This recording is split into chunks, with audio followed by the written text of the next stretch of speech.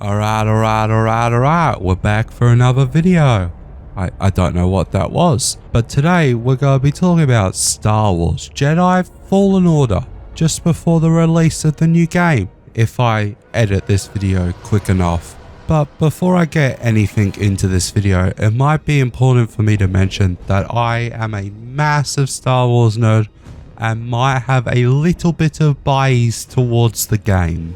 But Jedi Fallen Order is a Dark Souls-esque, Metroidvania-esque game, although it's a lot more like Sekiro than Dark Souls, but a From Software game-esque but easier, which might be good for me. So anyway, the best place to start on a game like this is the combat, in which you are obviously using lightsabers, because it's Star Wars, and the Force, because it's Star Wars. Now the combat in this game is probably its best feature. It is excellent.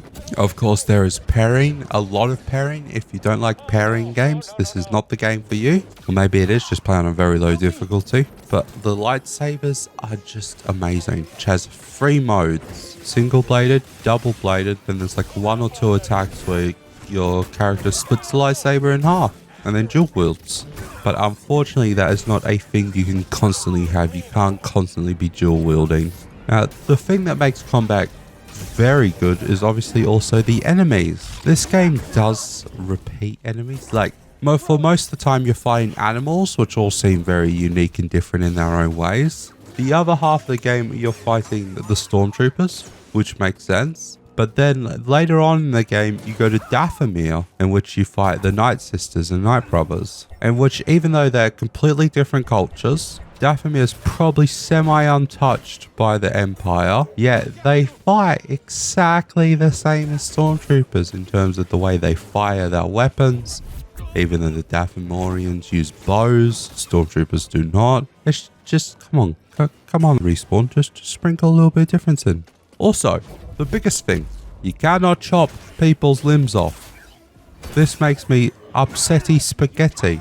You should be able to, but you can't.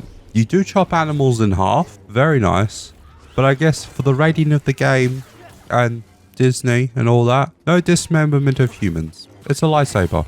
It can cut through metal doors. It should be able to cut through the calcium that is bone. Just saying.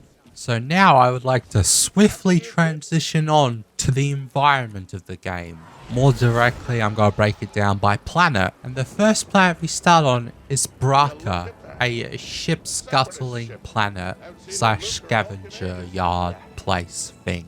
Now this is obviously not the most beautiful planet, but is a great way to show off the game in the initial 10-15 minutes that you're on that planet for. This is a planet you are also not able to return to. There are 1 or 2 other planets that cannot be returned to later in the game. But it's just so cool seeing a Republic, like just a bunch of Republic ships just crashed in the ground being scavenged through. But then after what happens on Bracca, you then make your way to a planet called Bogano, which I feel this is probably the best planet in terms of just the looks and the way everything's set out.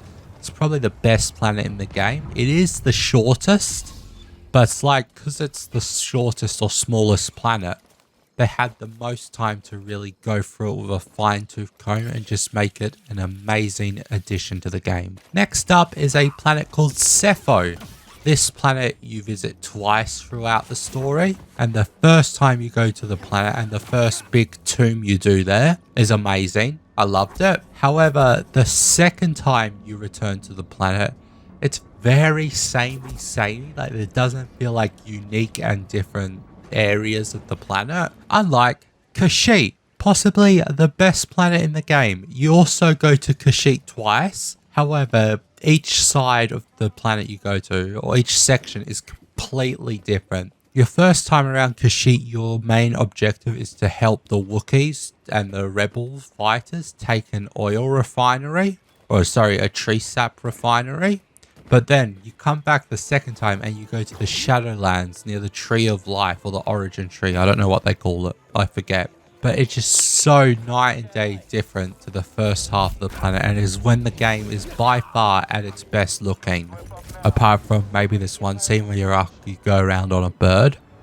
and the graphics just look a little shit, especially it feels like it's meant to be one of those grandiose moments. And it sounds like it because Star Wars music has always slapped, but it just looks not great. Next up is another one of those one-off locations. I think it might be multiple, I'm not too sure. It's a asteroid controlled by bounty hunters. Now you get caught by bounty hunters. I think once, I only got caught once. Maybe it's more, but I'm not sure. It's just great how worn down and like war-torn. Sorry, not war-torn this place looks. Like you can tell it's run down, but you can also tell that the Empire doesn't really go here. There's nothing happening here apart from bounty hunters gladiatorially fighting their captures to the death. Anyways, after that you go off to Dathomir, which the planet looks great. It looks evil and foreboding as Dathomir should be. And the introduction of the Night Sisters and Night Brothers was good at first.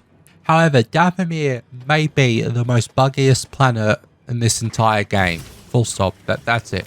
Ilum.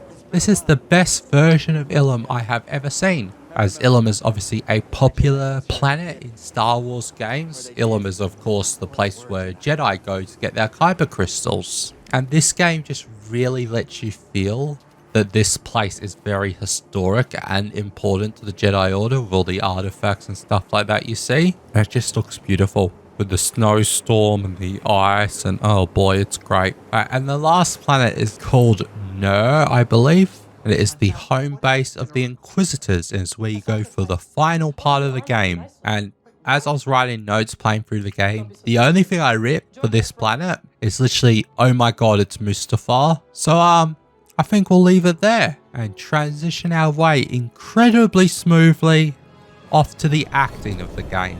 And to be honest, it is incredibly acted, especially by the two sort of main people in the game. Cal, the Jedi himself that you play as, who is incredible in the role, apart from the fact that he looks like the Joker, probably because they're the same actors who played the Joker in Gotham. But I could not unsee that, and it was kind of confusing. And then the actress who played Sia, I don't know why, but you could really tell in her voice that like she'd been through some shit, and that was being tortured and then handing over her Padawan to be tortured. But anyway, that's a little spoilery, which is why we will swiftly transition over to the story of the game. So the story starts as you, Cal Kestis, currently working for a scavenging company, taking valuable parts from old starship, mainly Clone Wars era fighters and capital ships and stuff like that. A Jedi who has cut himself off from the Force in order to hide from the Inquisitors hunting Jedis,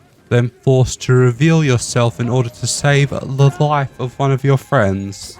From there on, Cal is found by another Jedi who cut herself off from the Force and goes on a wild adventure. The whole story is basically you're doing these trials left behind by a past race of intellectual Force users, and you are trying to get a Jedi holocron that a before master hid there to hide from the Republic. Sorry, to hide from the Empire. This holocron containing the names or a list of Force-sensitive children in the universe. So of course you go to all these different planets, hunting, doing the trials in order to get the holocron. Because throughout these trials you end up fighting multiple Inquisitors, including the second sister a total of like 3 or 4 times. And the good thing about fighting the same enemy multiple times is I feel it really lets you show that Cal's power is growing as he advances through the story. As the first time he fights the second sister Umbraka, he doesn't stand a chance at all. And then once again, the second time you fight her, he almost dies until his droid saves his life.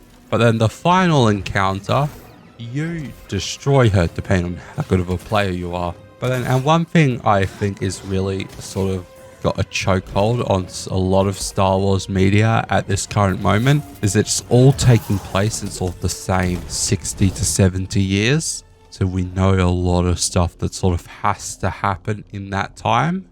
Compared to, you know, you could go to the old Republic era where there's like thousands upon thousands of years of undocumented stuff. But that's okay. You do you, Disney. It's okay. I don't want to watch a Darth Revan TV show. It's fine. I'll be fine. But anyways, it does also have a no matter how powerful Cal is throughout the story.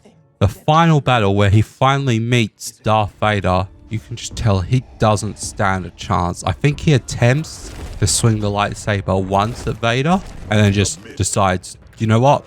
I'm going to flee. Fleeing is a good option here.